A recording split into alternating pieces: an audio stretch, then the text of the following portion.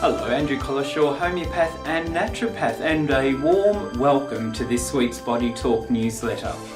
Today I want to talk to you about a really common problem, and a problem that affects, it has an umbrella effect. And I'm talking about depression. If you're feeling degrees of depression, it envelops everything else that's going on. And for those of you that have experienced or are experiencing significant levels of depression, you'll know exactly what I'm talking about. So here in the clinic, obviously I treat people with all sorts of conditions, and often depression is a component of that. Like, for example, someone might have some digestive problems and pains and trouble with going to the toilet, all sorts of symptoms. And that in itself can lead to an alteration in mood, but also vice versa. It's very difficult to have a robust and healthy physique when mentally and emotionally you're being weighed down with depression. So it is one of those conditions that can affect you in so many different ways.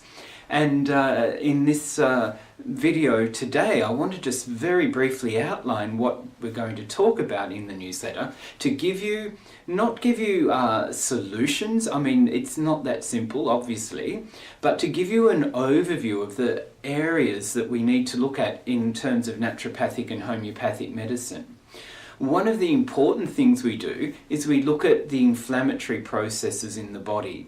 Now, I've talked about this before, and I'll keep talking about it because it's one of those physiological factors that is a significant driver of many sorts of physical diseases, but it's also been found to be a component in depression as well. So when we're treating depression, we need to be doing things that are going to contribute to minimising and reducing inflammatory processes in the body.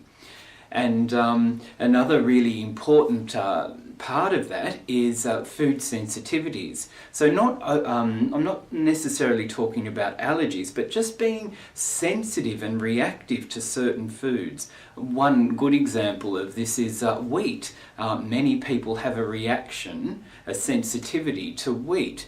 And these sensitivities can actually affect the digestion of food, the absorption of nutrients, and then because of the decrease in nutrients, that can have implications in terms of mood and in this case depression as well.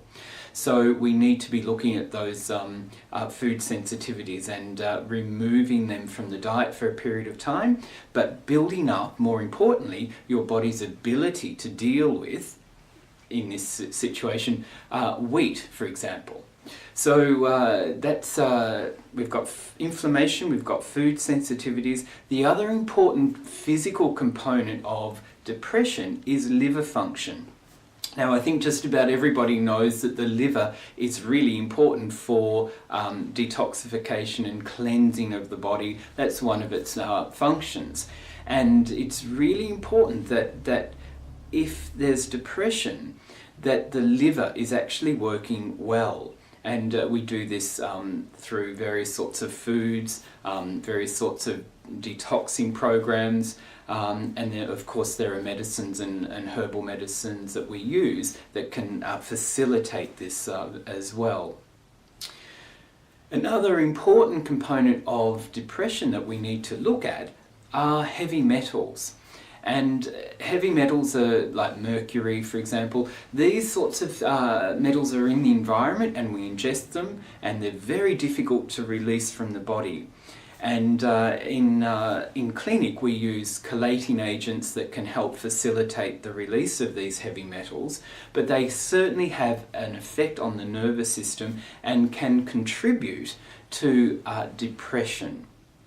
So there you have it. There are some of the main factors that we need to consider on a physical level when we're trying to deal with depression. Okay, in the next edition of Body Talk newsletter, we're going to look at more of the key physical components that we need to address when we're dealing with and trying to understand depression. So we'll do that next time, and I just want you to remember that when we're dealing with this emotional problem, that we've got to look at what's happening physically.